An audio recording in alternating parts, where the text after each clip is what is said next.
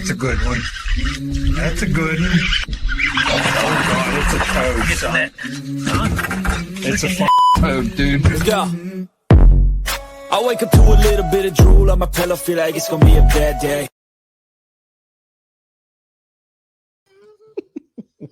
Oh, God. Here we go. Here we go. What's going on, OneCast fans? Welcome to 2025. Ooh, wow. Yeah, and the first episode of the year. Now we're at 3 years of doing this show. 2 years. Well, yeah, two plus years. 2 and some change. 2 plus 1. Yeah. Crazy. It is. Glad to be here live. Obviously, this is going to be live. I don't even know what I'm doing. It's been so long. We're going to record this episode live, but we're also going to drop it recorded next week for all of our listeners who aren't able to tune in live and listen to the recorded episodes. So we're just going to kind of recap the holidays and talk about some fishing. But before we do that, as always, we need to thank those that make this possible, starting with OneCast Fishing. You can head over to OneCastFishing.com, use the code TheOneCast, all one word at checkout. You can grab those long neck hooks, weedless Neds, the snagless jigs, soft plastics, especially one in particular where we've got a special color coming. And I'm going to lose about 5,000 of them on fish this year. So I'm excited for that. I don't mean lose. I'm going to go through and catching that many. Yeah. So we'll look for those to come out. Hi, Emerson. I hope you're doing well a little bit. I miss you. Chelsea, what's going on? Asleep at the Reel, what's going on? Trey, after they go to OneCast Fishing, where do they need to go? Yeah, they need to head on over to CarolinaWatersNC.com. Those guys have been supporting us since pretty much day one. They provide all that outdoor apparel that you're looking for, your UPF shirts, your buffs, your gloves, your hats, all that good stuff. Right here out of North Carolina, check those guys out. They're also going to be those Carolina Waters and OneCast Fishing. If you're in the Raleigh, North Carolina area on the 10th through the 13th, if I'm correct, or 10th through so this is dropping Thursday. So tomorrow, Friday. Yep. So check out the Raleigh Bass and Saltwater Fishing Expo, which is held up there in Raleigh. OneCast Fishing and Carolina Waters is going to be there. So head on over CarolinaWatersNC.com. Use the code TheOneCast. Get all that UPF gear to stay protected from the sun. Stay protected from the bugs. They got the Buck Stopper shirts. So hunting season just kind of wrapped up here in North Carolina, all over the country rather, and support those guys. And then also use the link, as Pete was just about to say, use the link. Don't use, you can use the website, but use the link to take you to HobieEyewear.com. It's always located in the description and in the comments, and get yourself the eyewear that Hobie provides. They got great series, different lenses, different frames. We love the floating frames because we're anglers, and so there's nothing worse than losing your good glasses that sink to the bottom of the lake, but you're not going to have that when you got Hobie floating frames. Use that link. It's going to save you a bunch of money on already great sunglasses, and we're going to get them on here in the future to talk about some of the new products that they have to offer. So use that link at Hobie Eyewear. And then, Pete, where else do they need to go? Yeah, you need to go into your app store, and you need to go download the deep dive. What happened? Your brain ever just randomly shut down for a second? 100%. Yeah, that's what happened. TBI. Go into your app store, whether it's Android, Apple, download the Deep Dive app. It's something Trey and I have used for almost 2 years now. Before we were ever affiliated with them, you can check water clarity, conditions, wind, find those wind blowed points. You can get suggestions on what areas to start as far as where the fish should be based upon weather, things of that nature. It'll give you lure suggestions on where to start, color suggestions, water clarity, depth. There's new features added every day. I can't even keep up with all of them. That's the Deep Dive app. You can find that on your app store, whether it's Android, which is what the Google Play Store, or the Apple Store. And 2025 first episode brings us a new sponsor. So super excited to be working with Terry Carpenter, licensed North Carolina realtor at Caldwell Banker, Howard Perry, and Walston. Terry Carpenter, you can reach out to him for all of your Raleigh and surrounding area real estate needs. We used him when my wife and I bought our house. Terry quickly became family He's going to bust his butt to find you the home that you want. He's going to be real with you. He was real with us, let you know how long it may take depending on where you want to be. He's up to date on pricing. All of that stuff. Has a great network of lenders to get you in line with if you don't have that squared away. So I highly recommend Terry. Again, that's Terry Carpenter, licensed NC Realtor at Caldwell Banker, Howard Perry, and Walston. There'll be more on Terry. I got to write up his official blurb, but I don't want to delay getting his name out there. I want to confirm we can share his phone number. But in the meantime, if you want to get a hold of him, you can get a hold of him at Carpenter T. That's CARPENTER T at HPW.com and let him know what you're looking for, where, and Terry will get to work. We call him Uncle Terry now. That's Uncle T. Yeah, he became family. So super cool. He actually sent us a really cool housewarming gift, but then he does some bass fishing. We talked about it a lot when we were looking because he asked, what are you looking for? And Chelsea had a laundry list of items. And I said, my boat to fit in the garage. And that was my one request. But he sent us a really cool, very old tackle magazine signed by Bill Dance. Oh, that's awesome. That his uncle had. So we're getting that framed and going to display that in the house. So definitely check him out. Again, more information coming as I write up a little bit more official stuff, but didn't want to delay getting him out there. Nick Kincaid, what's going on, brother? We did talk about Carolina waters like we always do at the beginning. If you're in North Carolina, or if you're not and you want to rep some awesome gear and you're looking to get into the pro staff kind of game, Carolina Waters is taking applications for some additional pro staff. You can get some discounts on some gear, some codes to share with your followers. So make sure you hit them up if that's something you're interested in. It's a really good team to be a part of. And if you're just getting started in that world, it's a good team to join because there's a lot of sharing and collaboration. So super, super glad to continue our relationship with Carolina Waters for 2025 and all of our sponsors that have been with us for such a long time. I mean, they're more like friends. They're not even, Yeah, I say partner sponsors, but they're more like friends at this point. They are friends. We fish against Nick and Fishers and Men and fun fish with them. And,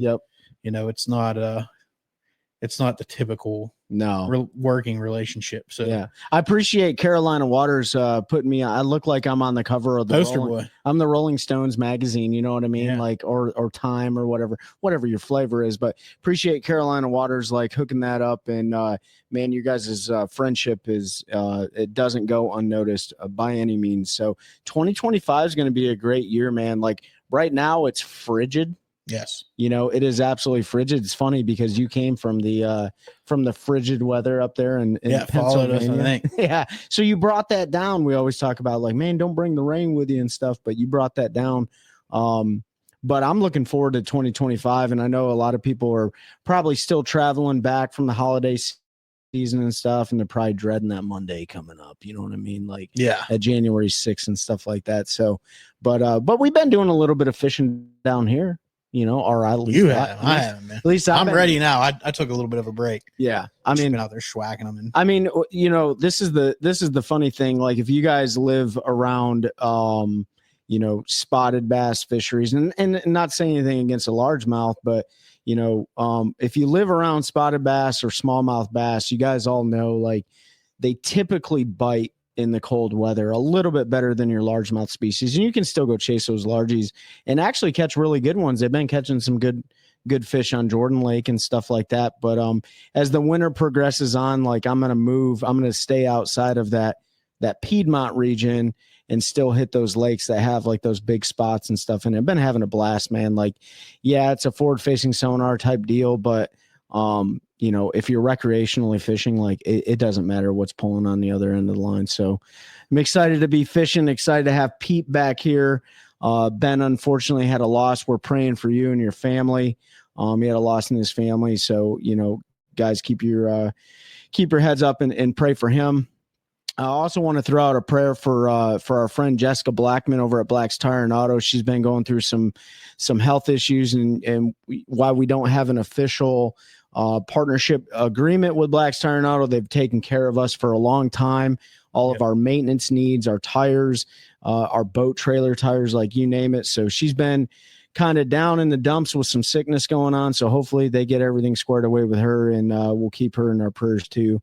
But yeah, man. What are you? First of all, how was your Christmas?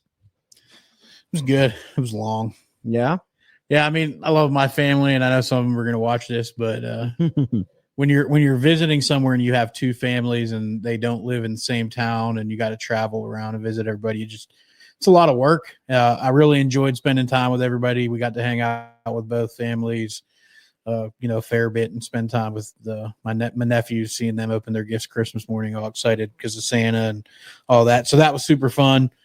But I was worn out, man, like driving all over the place, and then you're eating like crap because you're not at home. So you end up going out half the time, and I feel like I gained about 42 pounds. So I'm ready to get back to eating right and getting fish in shape. I'm looking forward to getting back on the water and getting started. I got to go to the lease and clean up from deer season, but after that, it's all fishing.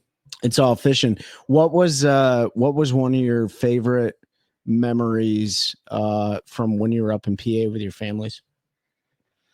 Oh man, I put you on the spot. You did. I didn't know that was gonna happen. That's kind of messed up, but actually, like probably, favorite memories. We just had a lot of laughs, man. Yeah, it was good. Chelsea lost her dad a few years ago, right around Christmas, and it's always been, the first couple years. Not that they're not all tough, but the first 2 years were really rough. Not having Frank around, and so I think just seeing everybody kind of back to happy and saying what a good Christmas it was and hanging out. So just the time spent. I mean, you can get all the gifts and all the stuff in the world, but time is really, you never hear anybody asking for more junk when they're laying on their deathbed, right? That's right. Everybody wants one more day or one more hour, or they just want time. So I think that time was probably my favorite part, and just being able to hang out with everybody, all of Chelsea's aunts and uncles and cousins. One night we got to hang out, and it was just super fun, man. Yeah. How about you? Man, I'll tell you this. I think I might have said it. We had one more Fishing Friday live. I don't know if it was right after Christmas or not.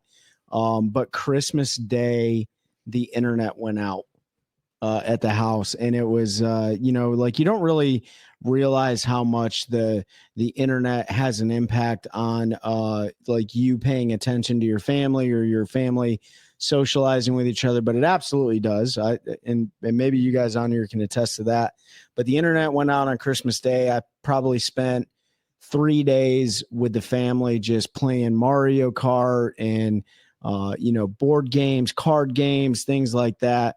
But it doesn't take long, like it can be exhausting. Like you said, like we've went back, I think maybe a couple times to Michigan since we lived in North Carolina. And you're absolutely right. Like outside of the memories made, like it's very exhausting. It's super exhausting because you're there, they all live there, and you're trying to bounce back and forth and see everybody and stuff like that. So it can be exhausting. And I'll tell you, it was nice just staying home and being with the family. But I got the itch, while I was even at home. And I was like, you know what? I need to go out to the lake and, burn some gas and make sure there's no ethanol buildup in the fuel. And for those of you guys who live in the north, you guys know what it's all about to winterize your boats. You don't really winterize your boats down here too much. You do lower. I recommend you lower your engine, trim it down. Which mine's actually not right now because I came from the lake last week, but trim that engine down, drain all that water out, get that out of the lower unit so it doesn't freeze and crack if you don't have a heated garage. Better get that tonight. Yeah, I'm gonna do that after like 23. Yeah. But yeah, man, it was a great time, and just seeing the laughs of the kids, and kids are getting older, and 16 and 13, essentially 17, 13. So just spending time with them. That was the best part about it. Let's talk about some marginal, not marginal, but some tangible things outside of the memories. Was there anything in particular that you got as a gift that you're like, holy crap, I wasn't expecting that, or something that really is pretty cool? Man, a lot like you, we're kind of the same, like practical gifts are kind of more important now, stuff you can use. So Chelsea took time to watch a bunch of YouTube videos on Lake Murray around the time of the year we're going, and then bought a lot of the baits that won tournaments around when we're going to be there for the national championship, and got me those. So that was really cool to me. Yeah. One, because she already pulled videos that now I just have to go watch because she saved them all. Yeah, you're going to have to share them. Saves me a bunch of homework, but just a lot of thought, into that. So that was really cool. And then her her uncle got me, like, her family does a white elephant. And he got us this really cool, I say us, it was me, but it's for both of us, this really cool, like, serving fork and knife, like it's an old antique duck head. It's just cool looking. It was all silver. So yeah, those were probably the two most memorable, but a lot of good stuff. I mean, yeah, at the end of the day, it's all stuff, but yeah, those two were cool. Yeah, but there's certain stuff that means a lot, and that is kind of like a one-time thing, like you can't really replicate it or anything like that. My wife got me a really funny coffee mug, so I really like that. And then same thing with you, like if you guys look up here on the wall, that little black thing right there is a koozie holder she got for the podcast room. Functionality, utility behind it, a line despooler, which is gonna save on time and really expedite the process. And then like a little mobile vacuum. I know you guys all know about this, but like loose line and loose soft plastics. It's not going to suck up a soft plastic, but it'll suck up pieces of them. It'll do its thing. And then, vacuuming out the compartments and stuff on the boat are important, especially when you're running like all season long and trying to get that stuff squared away for off season, not really off season, but after tournament season. So a lot of things that just had utility, right? Yeah. Like those were the things that I really enjoyed this year. So, but I'm ready to stop lip smacking here and been a bunch. Get back to fishing. What's going on? Is there anything really going on in the fishing world right now? Not a ton. The elites finalized their roster, so 104 anglers. I haven't gone through the whole thing yet. I think that came out like yesterday or the day on New Year's Day, something like that. So you need to go through that and dissect that a little bit. We'll do some preview episodes coming up. I really just want to get out on Jordan because they've been banging, and I know that they're catching a lot of those fish on A rigs. And I really like doing that in the winter on Jordan with an A rig is a ton of fun to me. Yep. And then I need to get up to Gaston where you've been schwacking them too. That looked like a lot of fun. Just ready to maintain. Last year I waited till just before the first tournament sort of to get back into the grind, and I don't want to do that this year. So want to shake that rust off, get out and do a little fishing. Probably take a trip over to the river here and see how that's fishing. That can be really good in the winter cranking. So might take a ride over there one weekend. But yeah, man, I'm just not a lot going on in fishing. We've, bass, MPFL, BPT, everybody's schedules out for the year. So we'll talk about those in detail. I'm excited for the MPFL's roster because if any of the names on the supposed league list are true, it's going to be a super competitive field. I'm not going to announce any of those leaked names just because it's not my place. They have to announce that with their sponsors and all that. And if you listen to our episode with Paul Benson that dropped last Friday, he talked about, folks that are coming over and that leak list. So just not going to talk about that, but when they announce it, we will. And I'm super excited. Hopefully half the names that were leaked are coming over because there's some really good sticks to add to all the local really good sticks. And the level of competition just keeps going up in that league, and excited to see what 2025 brings for them. Excited for the Bass 2025 season, and especially with all the forward-facing drama of last year. And hopefully we can just get back to fishing because their schedule is a little bit different. BPT's got a fun schedule. I mean, our Fishermen schedule is laid out, going to be a pretty good time. Yep. So the only one that changed on there is the championship. That wasn't updated yet, I don't think. No. It's like June 20 something now. Yeah, it's June 28th for the Fishermen. So that one's going to be. Yeah. That'll be a little bit later. That'll be your. Dale, where's that at again? When you watch, shoot us a message. Let us know. Yeah. No, so what? If you guys don't remember from last year, the Fishermen, our championship, we don't get to find out until the pre-tournament meeting the day before the tournament. So we won't know until June 27th where we're fishing on June 28th. Right. And I think he told us what was in the hat. It was Sharon Harris, Jordan, and Falls. Yeah, that was the same last year. And it's cool. They just randomly draw it. So, I mean, obviously your method there, if you're a local stick on certain lake, you kind of already have it figured out, Mike Corbusley. Just give us Harris. Yeah, just give us Harris.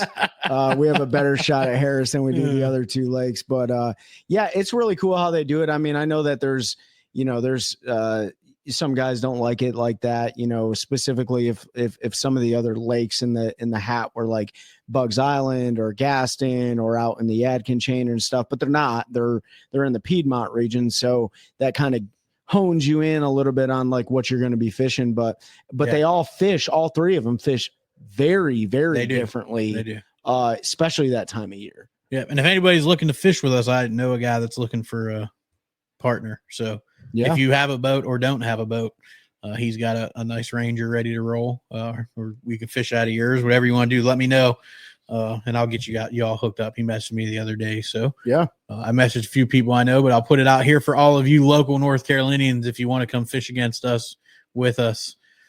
Yeah, against we welcome a bunch of hammers. Yeah, man, that for a local series. That one's stacked. Yeah, it's super stacked. We love it. There's a lot of guys, you hear a lot of mixed feelings about, quote unquote pros being able to fish against you. I guess we've really never had that as a primary topic on a show before, and we don't have to have it right now, but that is something. There's a lot of mixed feelings on that. Like, let's talk about it. Yeah, I mean, so for those of you that certain tournament organizations outside of your staple organizations don't allow professional anglers who, and I think it's kind of written in the stipulations. Like, it's weird how they stipulate it. It's like if you've paid over $1,000 entry fee, some of them are like if you have a wrapped boat. Yeah.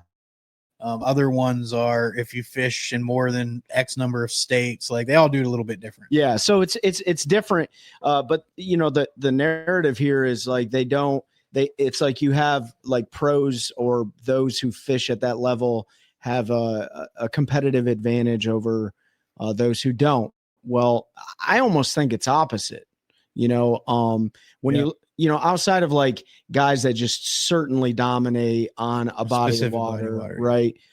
When you're looking at a region, not all those guys dominate. So you have mixed feelings. You got guys that are like, nope, I would prefer you don't fish against me because I'm trying to win some money.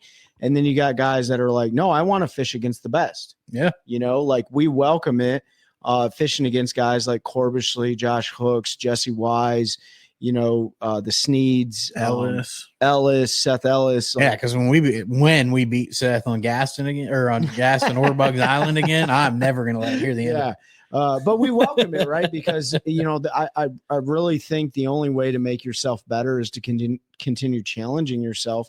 And what's a better way to challenge yourself by fishing guys that are potentially better than you? You've got to have people to push you, and a lot of those guys we fish against are definitely better. Nick, for example, and yep. And I see where Nick's going with his comment. I think people have a problem with this. People cherry picking tournaments instead of fishing complete series. And I get that, Nick, but at the same time, to say you can't cherry pick one if you paid over X amount, but Johnny that lives on the lake can come cherry pick a tournament. He's not a pro because he's never paid over $1,000. I think that's where the line is. Like, you could make it where I just don't know how. I don't know how you control that. Like, I feel like in Fishers of Men, we don't have as big an issue because you have to pay a fee to the organization to join. You have to pay the tournament fee. You have to be at the meetings. You have to be at the meetings to qualify for all the monies. Like, so there are stipulations there to help ensure people fish more. And the payouts are good, so that helps people want to fish more. So I think, Nick, a lot of that you hear comes from, and I'll call it straight out, is like Norman. Because there's a lot of guys over there that fish professionally, from the elites to the MPFL, BPT, Opens, Toyota Series, Invitationals, all of them. And they will show up to some local events and they'll take your money. And that, that doesn't suck, sort of, but at the same time, fish better, and then you won't be giving them your money. Well, and it's like they don't get to spend as much time on the lake as we do if they're traveling professional. Yeah. And I mean, like, it's not, the other thing, it's that when you're looking at organizations like the Cat Trail, the PBC, and we're just naming ones that are here locally, but you guys all have them in all your states. Dude, like some of those outside of like membership organizations like FOM and stuff, like it's straight up gambling. Like you're gambling, you're hedging a bet. Even in FOM, you're gambling. Yeah, and you're gambling no matter what. If you're paying to fish a tournament. Yeah, you're gambling. So It's you just got to ask yourself: are you willing to hedge a bet on yourself or not? That's what if we started a league where you could pay an entry fee, but then you could pick another angler? Oh man, like, yeah, I'm not real good on this Lake Falls, but I see Corvishley's fishing, so I'm going to put my entry fee on him. Oh, that'd be crazy. and then they got to split the money with you. Like, I suck today, but I'm going to take you, Mike. So no, I got you on my fantasy. Or you're roster. not allowed to pick yourself. Oh yeah, that's interesting. You have to pick who you think. I don't know. I bet you could do something with that. Well, you just leaked it to the world, Pete. Yeah, if somebody does it, I only want 5%. No, but I don't know. You just thought about that when you talked about you're hedging a bet on yourself. How wild would it be if you could hedge a bet on somebody else? Yeah, we'd have a scandal like Pete Rose. Yeah. Did you throw that, Pete? I did. I swear to God, I tried my hardest. Just couldn't get him to bite. Oh man, no, but you hear a lot of that, and what's funny is we have a lot of pros from North Carolina, but not like your Alabamas or right. I'm just gonna stick with Alabama because they've got all the pros. But them guys, like, look at your favorite person in the whole world, old Jacob, Wheeler, and what's his buddy Dustin Connell will fish a local derby, absolutely kick dudes' teeth in. You don't ever see anybody complaining, and they usually give the money back to the organization. It's like, hey, roll it into your classic or use it for the next one to pay out. We just wanted to use it. We just wanted to practice. Yeah. Like, we just wanted to come out and compete. Yep. And again, I feel like if it's somebody at that level, like a Wheeler or any of the Elite Series guys, even the MPFL guys, like, they aren't getting to spend time on their local lakes like you do. Mm-hmm. They're with the travel and their practice and pre-practice and sponsor, requirements and all that. They spend a lot more time on the road not practicing. So to Trey's point, that could be a disadvantage to them. Now, take a guy, and I'm going to say locally just because we know, like Corvishley, who has just spent so much time on Falls Lake, like, he just has it dialed in. So he doesn't necessarily need a bunch of time on the lake. He can get there, see water temp, check a couple spots, and say, this is where they are. Yep. And he can go out there and catch them, right? Yep. But it doesn't always work that way. No. And sometimes you think you have gas in your boat and you don't, and you don't make it to weigh in. The other thing that a lot of these Sorry, guys, Mike, I had to, but the other thing that a lot of these guys do, which is not illegal, and it's really not immoral or unethical, is if a pro lives in an area and they got a good buddy that fishes that body of water, a lot of times they'll use them to recon and surveil the lake and figure the fish pattern out, and then they fish together. Right. And, but anybody can do that. It's not like it's off limits to anybody. And that happens a lot of times. So, when we see guys on the roster and we're like, oh crap, Seth's coming to Bugs or Corvishley's going to, Falls, we might make the statement like, I'm fishing for second. But at the end of the day, like, we're going to kick their teeth. We're going to try to beat them just as much as they're trying to beat us. And in fact, if it wasn't for the first tournament this year, I never even knew who Seth was, and I met him there. So I met him when he was yelling at me at the Raleigh show. Oh, stop yelling at me. Seth yelling at me. But yeah, I mean, these tournaments. You don't get that reference. You better go back. They're you need to go listen to the D team. I promise you right now.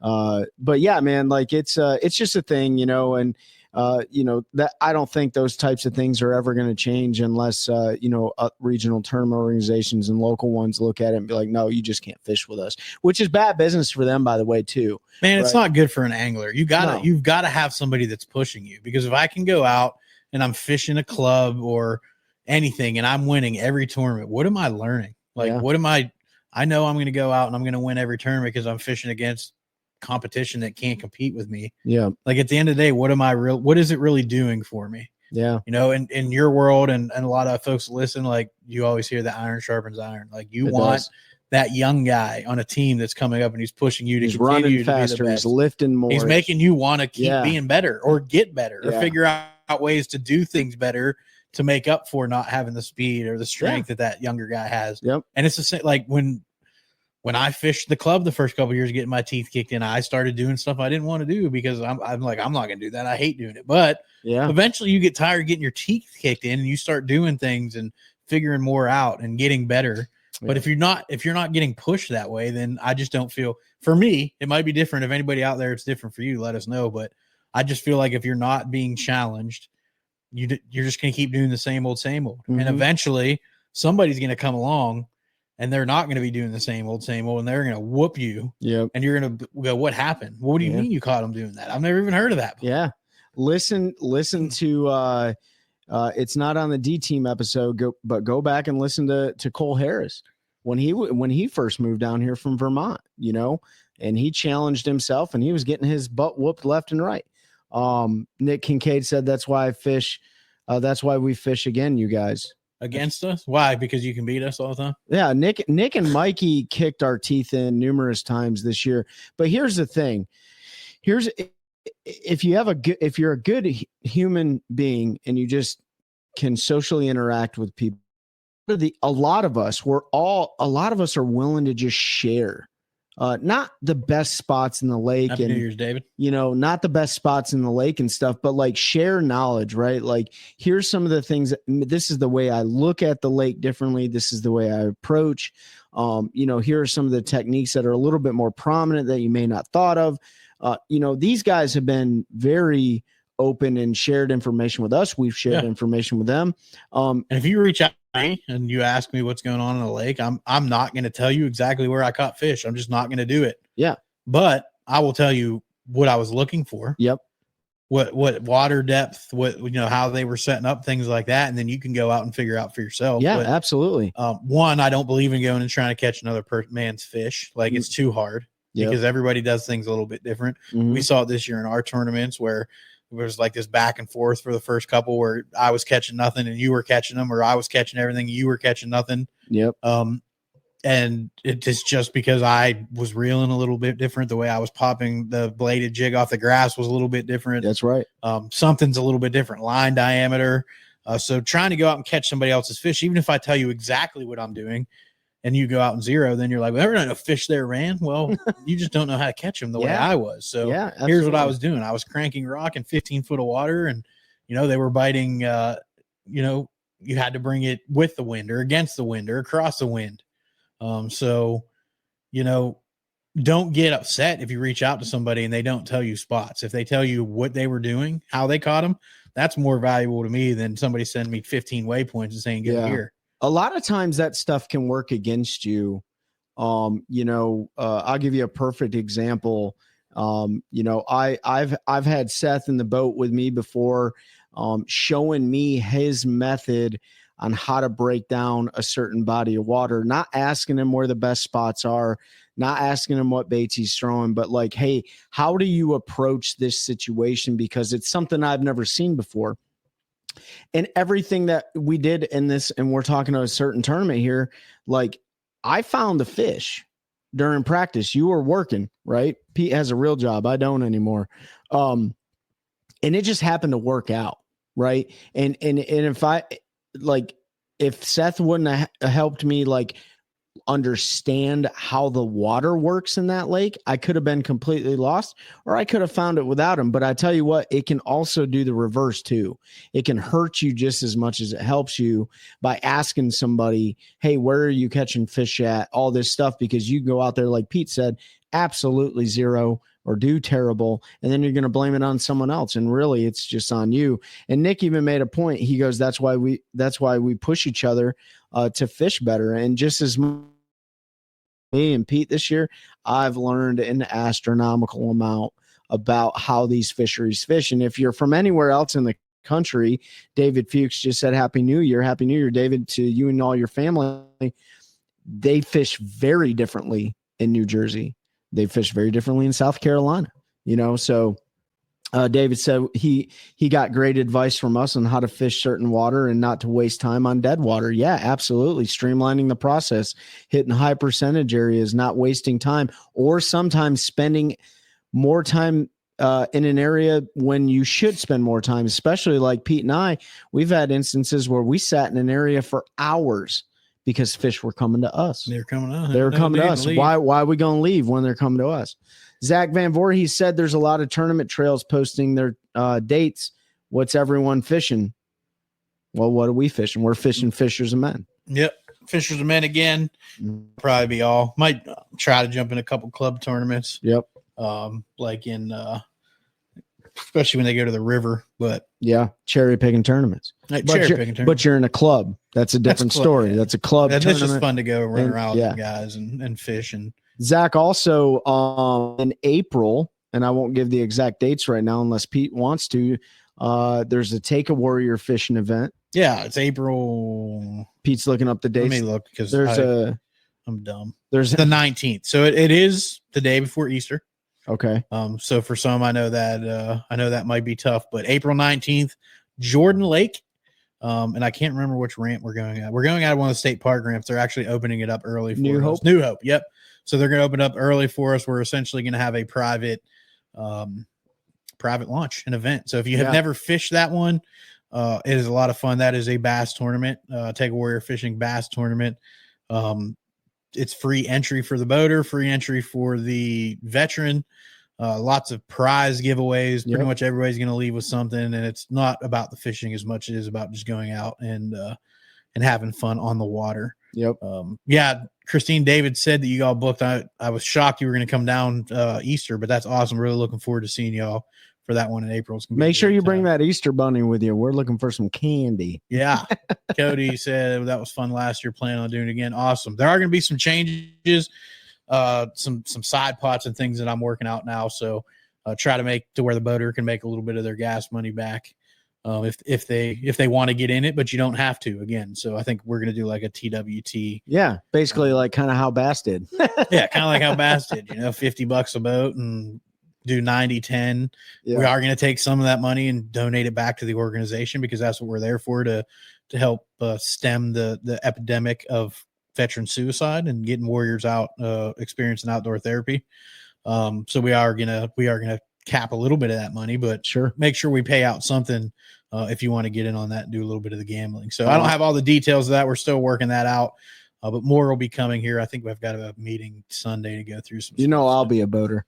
Yeah. So, oh yeah. And then also Zach, to ask about tournaments too, make sure if you're in the Lake Norman, so that would be the Charlotte, North Carolina area, the Friday before Veterans Day in 2025, which I don't know the exact date, but the Friday before Veterans Day, Special Operations Bass Anglers is going to have their annual charity event up there.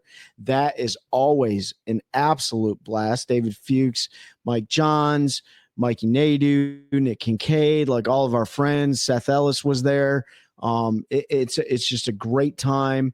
It's like $100 buy-in or whatever, but it goes towards a great cause. So those are two tournaments that I'm going to fish every year. And then Take a Warrior Fishing has probably their other annual November event where that's just like 4 hours on the water. Yeah, November 7th is the SOBA tournament this coming year.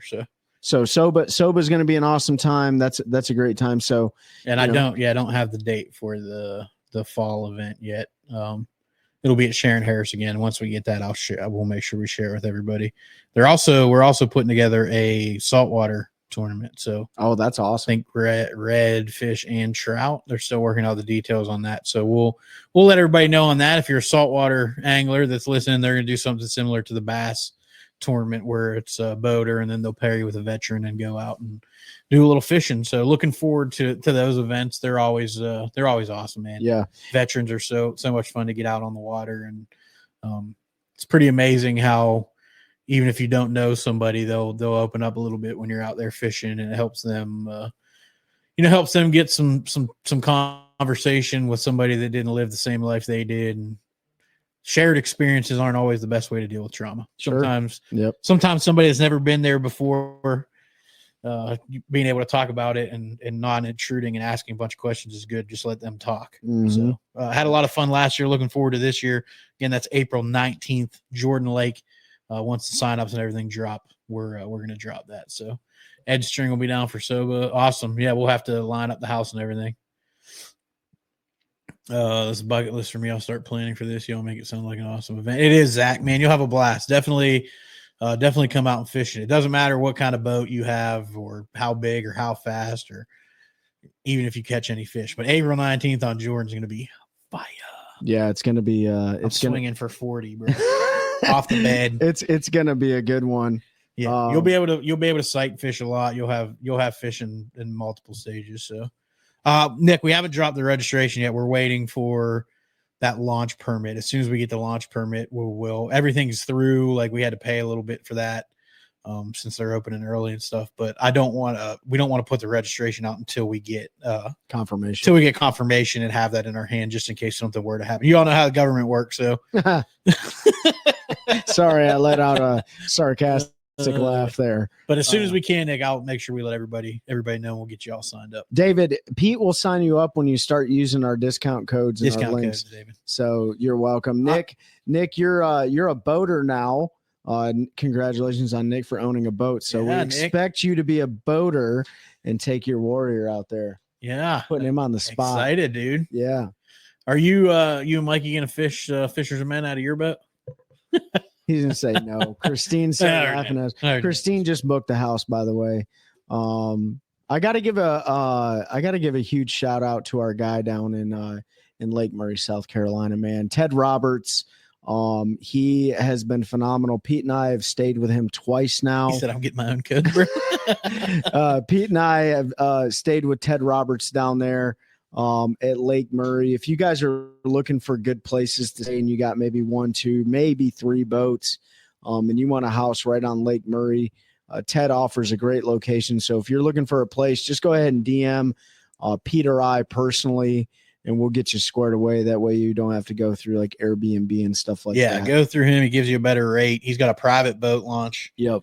That's where we're going to be staying for the national championship. So we won't have to deal with launching with the other 180 boats. Yep. It's literally a 2-minute boat ride across a lake to the big launch there at how do you say it again? At Dreer. Is it Dreer or Dryer? Dreer. Same. Bugs, Kurt, Carr. At Dreer Island. So we're going to stay with Ted again. We'll have a couple boats down there in case something happens to one, and looking forward to that event. And we're going to be staying for a long time with him this time. Like 9 days or something. And then I'll probably throw something out there. Pete told me I need to do it. I'm going to be retiring this year. I got my official orders. So come Halloween of 2025, I'll be officially retired from active military service. So I'll probably have to, you know what, we might be able to do like a little, so October 31st, and then we roll right into the SOBA event. Yeah. So maybe we can do like a little, like a little retirement gig at the lake house or something like that. So Nick, yeah. So maybe Nick, that's something for you and Pete to discuss. David, I fully expect spaghetti and nice meat sauce. Yeah, we want that sauce. Dude. That sauce, that gravy. Not the gravy. We want the sauce, but 2025 is going to be awesome, man. Like we're looking forward to it. Definitely looking forward to some of the. David told me I need to go to Maine in August up there and smash a bunch of smallmouth and stuff like that. So yeah, October, November. Next year we're going to go to Erie for a week. Yeah, so we're going to go to Erie next year for sure. Once you're actually retired. Yeah. And I'm definitely going to try to make it up to Maine in August because that would be really cool. Yeah. So, because our tournament season ends in June. So yeah, David, I'm definitely going to do my best to get up there.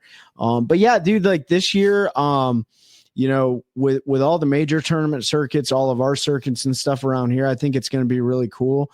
There's going to be a lot of changes that are happening. So we want to bring you guys, beetle spinner. I don't have any beetle spinners, Christine. I gave you all mine. Looking forward to getting a lot of feedback this year because there's a lot of changes going on. So we want to bring you guys the perspective of people that are fishing the MPFL without forward-facing sonar. We want to bring you some Bassmaster Open anglers and what their perspectives are with not having co-anglers in that league anymore. We're going to get some Elite Series anglers on here to talk about, I guess they have like some minute changes that they made in the Elite Series, but not too much. I wish I could this year, Dave, but August is not good for me. I got to go to Wyoming for my nephew's wedding. So, But Elite series changed what number of transducers? like They can number of only have transducers 2. and some screen size restrictions and stuff like that. But not a whole lot of changes going on with them. BPT did the 1 period with forward facing. Yep. So we'll get with our buddy Zach Burge, who's also a D team member and fishes the MPFL, which he is most likely coming back in 2025. I don't know if he announced it, but we'll let him do that. But you just kind of did. So. Yeah, kind of get. Oh, I don't know if he is or not. Get his perspective on the changes, the period on, period off rule. So a lot of cool things happening. We want to get some other people on here for you too.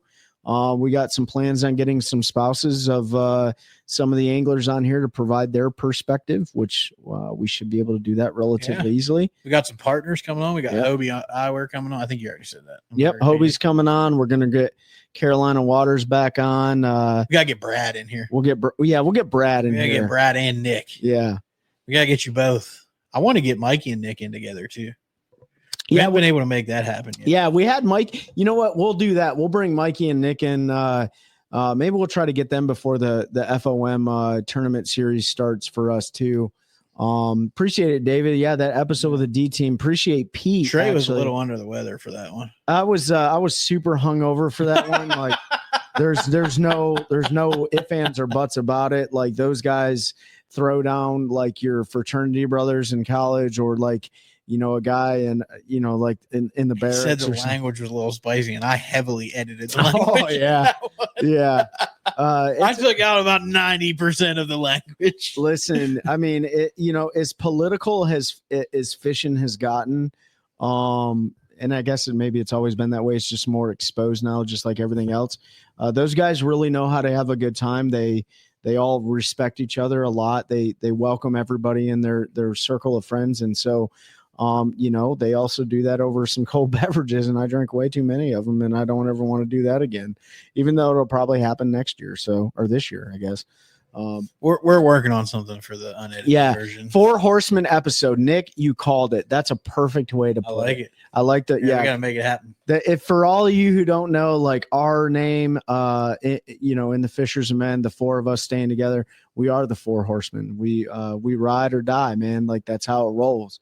We'll bring you an episode on that. So Pete and I vouch to give you our word that we're going to do our best this year to run cameras on the boats. Yeah, it's going to start with the national. I'm going to try to do the first Fisherman Championship, but for sure, the first Fishers of Men tournament. Man, I cannot talk today. Apparently, it's all right. I had to do a lot of talking at work. I'm like talked out. Yeah. So our first Fishers of Men Derby, but I definitely plan to have them rolling through the Natty. So like I want to get practice and just capture, because it very well may be a once in a lifetime thing. Yeah. Who knows if we'll ever qualify again. That's right. So I want to have those memories not only for us, but to be able to share with you all. And then I'm going to pay somebody a lot of money to go through the footage and put something that's watchable together, because I don't have the time or patience to do that. Yeah.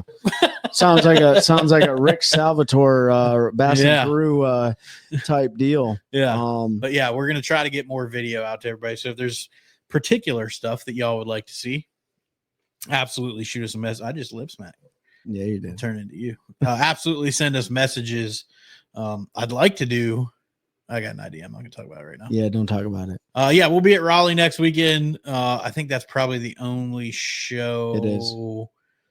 We'll all be at this year. I'm going to try to go to Greenville again with Carolina. I think it's Greenville. I don't remember. I went to another one with Carolina Waters last year. I'm going to try to get to that one again.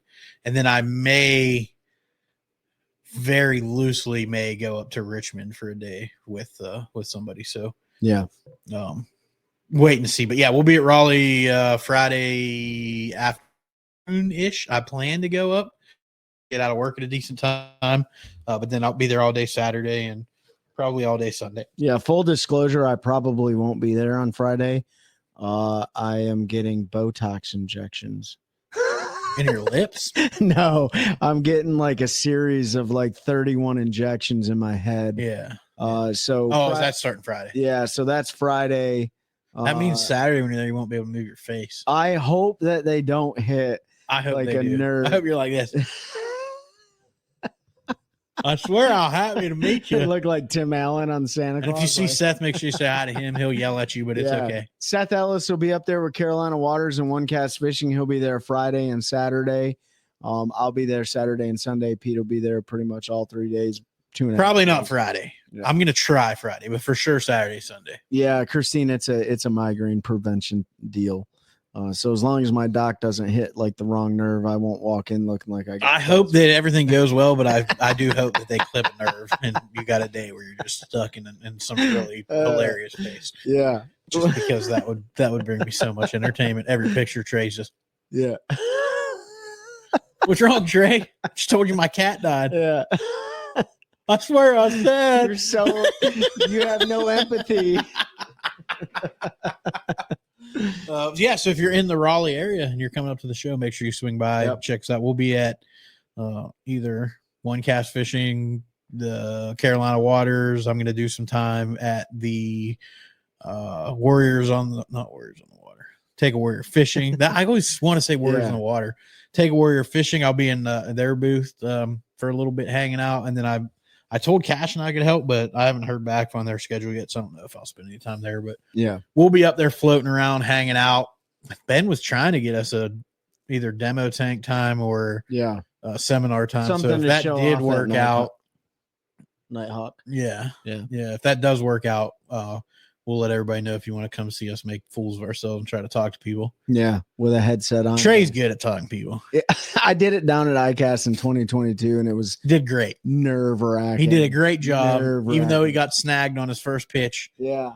On On a snagless jig. I got the jig right here. Like it's a memory, man. Like all those shows we go to, the classic, the ICAST, the expos and stuff. I always keep all the lanyards with the name tags and stuff. Just, part of the memories that I like to have. So, and then if you got kids too, like it's a really cool thing at the Raleigh show. They got a little trout pond, or usually they do every single year.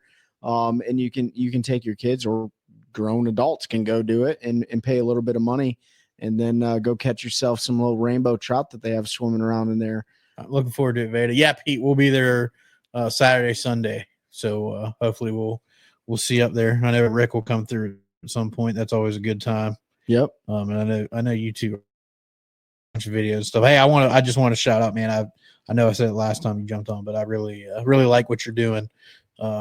Yourself individually, and then you and Rick and everybody putting the kayak stuff out now. It's awesome. So Absolutely. keep grinding, man. That's great to see. Veda, looking forward to seeing you, brother. It's been a long time. We need to try to make that fishing trip happen this year. So looking forward to the Raleigh show and seeing a bunch of folks we haven't seen in quite a while. And I failed because I got to get Dale in here. Dale Black. And talk about line and manufacturing and what line to use when. And I texted him and we had something sort of set up, and then I forgot to follow up. So I suck, Dale, if you hear this. So I'll reach out to him. So I'm super excited to bring you guys that one. We've got a manufacturer that makes all the line types except for mono, because mono's sort of disappearing. I feel like mono's dying. Yeah, the co-poly's sort of taking over the mono. That's my jam. But braid, fluoro, and then co-poly. He manufactures all three. Gamma fishing line. So we're gonna get him on just to talk about line, the process, what a manufacturer recommends to use and when and why, and get kind of the inside scoop on that, because that's probably, other than where did you catch those fish, like the second most asked question you see is what line do you use when you're throwing this? Dude, I'm telling you right now, 2024 was the year that I learned how important line was. Not only what line to throw, because I'm pretty exclusive to cheap line, but line diameter and why it matters in certain fisheries. Yep. So I think that'll be a great episode, is bringing like a whole episode online to everyone. I probably don't mess with it enough. There's probably times where I could downsize and get more bites, and I don't, just because I don't have the money to have the same rod with 9 different rods. Yeah, I don't either. But you have a line spooler. Like imagine, they're not really biting a 14. Well, they're not really biting that. Like zipping it off. You'd have a mound of line at the bottom of your boat for sure, looking like Jacob Fouts with a big old stack right there. Yeah, just not my jam, but there are bodies of water I know when I'm going to, like, Yep. you're gonna have to downsize. Yeah. Any of you northern anglers with clear water, or any of you, southern, your South Carolina anglers with your clear water reservoirs with your spots and stuff like that. And then some clear water reservoirs with largemouth, like line size matters. Yep. Increasing more bites, you might get bit on 15, but if you drop down to 10 or 12, you might increase the number of bites you get. And we saw that very clearly on Lake Lanier. Yeah. We saw that very clearly on Lake Norman. Yep. We saw that very clearly on places like, I don't know if Gaston's really like that, but anyways, doesn't matter. Hartwell and stuff like that. So it matters. It truly matters. Gaston, I think what we figured out at the SOBA tournament, what I figured out at the SOBA tournament, and then passed Norman. on to you because you were struggling at Norman. Yeah. You were using a slightly smaller diameter line, and we're getting better bites than I was with. Oh, really? So I don't know if it was a line diameter thing or not, but What were you using? I think I was like 17. Yeah, I was using 15. Yeah. And I knew because you told me, and I Yep. was like, yeah, I'm throwing a little bit heavier. So Oh, that could have been a factor. could have been because I was 'Cause still that was getting clear bit, but I water. wasn't getting the bigger bites Yeah. that you were getting. Like, Yeah. so whether it was a bait, you were using a different bait, but similar. Like, Yeah. so yeah, those things sometimes can play a role. There's other Mhm. times where fish don't care at all; they're just eating. So Got to throw a 3/4 ounce. yeah, jig frog on on 4-pound mono. Like, what are you talking about? But just the North is very different, just Yeah. in general. Like I was just talking to my dad. I got him a cash and I got him the John Cruz worm jig rod because he wants to start throwing some more jigs for smallmouth on the river and stuff. And he called me the other day and was like, "Hey, I got a new reel. What line are you throwing on that?" And I was like, "Pretty much exclusively 17-pound. Mm, Like that's just my Texas rig flipping. That's just my go-to." Yep. And he was like, "Oh, I'm probably gonna do like 10." I'm like, "Yeah, that would be fine. You're Yeah. throwing a lot lighter, smaller jigs." Going for And smallmouth. smallmouth are more Yep. visual. Their water tends to be cleaner. Like just clean it, just throw that and you'll be good. So Saturday I caught all my spots on 8-pound braid. You caught spotted bass on Saturday, David? I think he meant Saturday after the SOBA tournament. Oh, yeah. You caught him on straight braid. That's interesting. We're gonna have a conversation on that. I think he had leader. You had to have leader, right? Did you have a leader line, Did you have leader line? If not, that's wild. or were you straight braid to your hook? Sorry, folks, for this episode that's dropping on like Spotify and Apple Podcasts and stuff like that. We are recording live. We are recording live. We do have people that are in the comment section talking right now. But yeah, David, if you can clear that up for us, that's interesting. No, floral leader. he had a floral leader. Okay, yeah, that I was makes like, sense. dang, you gonna Because- bite straight braid, Dude, That's because I'm bad. yeah, I That's mean, awesome. Yeah, I mean, there's only a couple places around here that I'll go straight braid for largemouth. The river. Yeah.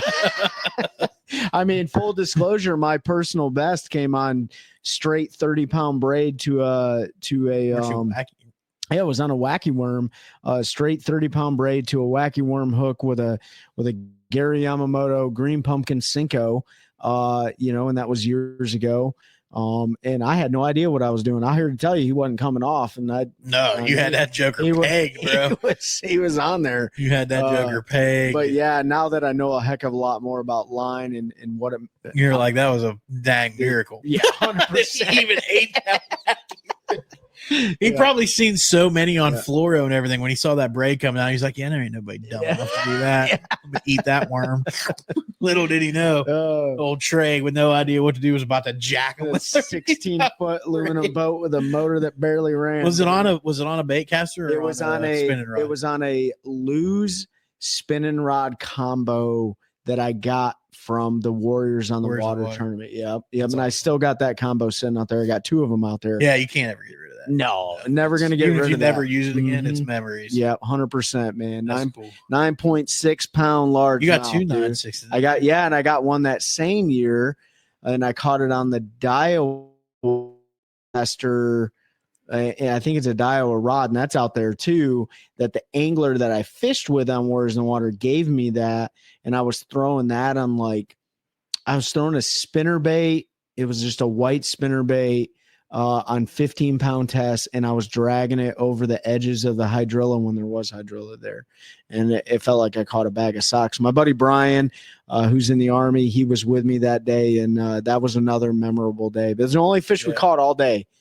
There's a Well, if no you're only hunt. going to catch one at 9, That's the right one probably to the catch. one to Yeah. catch, yeah. Yeah. So, but yeah, man, both of them came off of rods that I got at a Warrior on the Water tournament. You know, that's why this Take a Warrior fishing, you know, the Heroes Harvest trips, all those nonprofit trips, SOBA trips, they're so important because the person that you have on the boat with you, and I'm a perfect example of it, the person you have on the boat with you, you have no idea how much it could change their life just in that one 8-hour trip or whatever you have, right? Or you give them something and they take it and they catch their personal best with it, you know, or make a memory with their son or daughter or wife or whatever. So yeah, man, that's what I'm looking forward to 2025 is all the memories we're going to make. And we made a heck of a lot of them in 2024, made a bunch of great friends, grew this podcast. I'm so thankful for that. Had great time with our families. And I can't think of a better way to kind of close this deal out. No, me either. Yeah. 2025, another year with all of y'all hanging out with us. Super excited for what this year is going to bring. So glad to have you all along for the ride. And again, shoot us suggestions if there's stuff you want us to talk about, if there's videos you want us to make, any of that. We try to keep it entertaining, but you know, we do this for you. We do it for us, but like we can just sit here and talk and not record. We like to record and bring you all things that you find interesting. So shoot us DMs, comments, whatever. Let us know what you may want to hear or see, and we'll do our best to make it happen. Even if it's a guest, if it's somebody you think would be good on the show, let us know. And we've got a network form now that we can get in contact with quite a few people. So absolutely. Yeah. Even if there's things, right? Like things. If not like free stuff, but like if there's something that you want us to see, like you're more than welcome to send it to us. We can show it off. You know, we got those really cool paintings and stuff over there. Well, that painting right there is from one of my old guys. Like if you got something that you're trying to get across to the masses and be like, hey, check this out. This is a cool idea I have. Obviously, we don't want people to steal your business secrets and stuff, but we're something you can patent. Don't send us until it's patented. But we're all about helping you guys out. That's what this show is for. So thankful 2025's here. You guys are all back safe, had a great time with your family and friends. Stay vigilant, stay alert out there, and help us continue growing. Pass it on. Stay alert, stay vigilant, and help us continue growing a culture of anglers helping anglers, one cast at a time. That's a good one. That's a good one. Oh God, it's a toad, son. It's a toad, dude. I wake up to a little bit of drool on my pillow, feel like it's gonna be a bad day.